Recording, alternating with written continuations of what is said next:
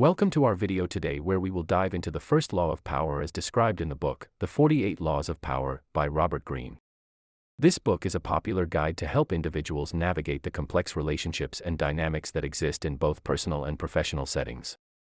The first law of power is, never outshine the master, which advises us to be mindful of how we present ourselves to our superiors.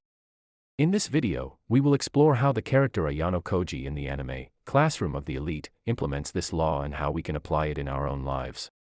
To understand the first law of power, we need to look at the broader context of power dynamics. Power exists in all relationships, and there is a constant struggle for control and influence. In most situations, there is always someone with more power, authority, or influence than others.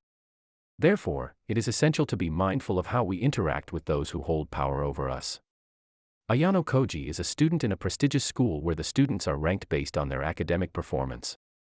Despite his exceptional intelligence, he chooses to maintain a facade of mediocrity by blending in with the rest of the students. He avoids standing out, and he does not draw attention to himself. Ayanokoji knows that if he surpasses his superiors, he may become a target and make enemies. Therefore, he keeps a low profile, acts inconspicuously, and appears to be an ordinary student. Ayanokoji's strategy is an excellent example of how to implement the first law of power. By not outshining his superiors, he avoids making them feel threatened or insecure. He ensures that his superiors remain the ones in control, and they feel comfortable with their own positions of power. This approach can be very effective, especially when dealing with individuals who are highly competitive or insecure. To apply this law in our lives, we need to be mindful of how we present ourselves to our superiors. It is essential to avoid appearing too successful or too clever in front of them. We should also avoid being too vocal about our achievements and instead let our work speak for itself. Bragging or boasting about our accomplishments can create a sense of jealousy or resentment, which can damage our relationships with our superiors. Another strategy we can implement is to show deference to our superiors. We can do this by acknowledging their authority, respecting their decisions, and seeking their guidance. This approach will make our superiors feel valued and appreciated, which can improve our relationships with them. It is also important to avoid challenging their authority or undermining their decisions, as this can create tension and conflict. However, it is essential to note that implementing the first law of power does not mean that we should be passive or submissive.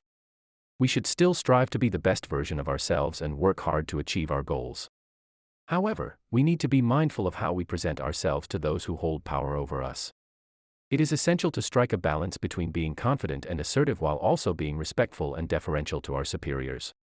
In conclusion, the first law of power is a vital lesson in managing relationships with our superiors. Ayanokoji's strategy of maintaining a facade of mediocrity is an excellent example of how to implement this law. By keeping a low profile, acting inconspicuously, and appearing ordinary, we can avoid making our superiors feel threatened or insecure. However, it is important to note that implementing this law does not mean that we should be passive or submissive. We should still strive to be the best version of ourselves while being mindful of how we present ourselves to those who hold power over us.